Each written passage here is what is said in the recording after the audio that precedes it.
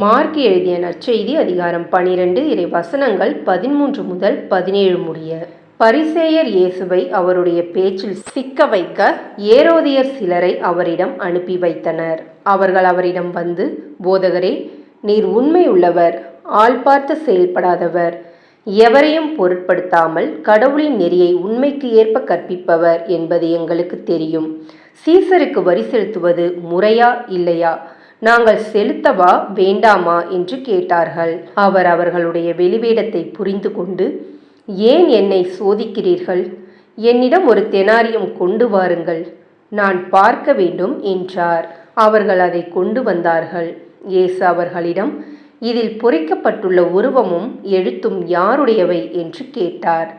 அவர்கள் அவரிடம், சீசருடையவை என்றார்கள். அதற்கு இயேசு அவர்களை நோக்கி, சீசருக்கு உரியவற்றை சீசருக்கும், கடவுளுக்கு உரியவற்றை கடவுளுக்கும் கொடுங்கள் என்றார்.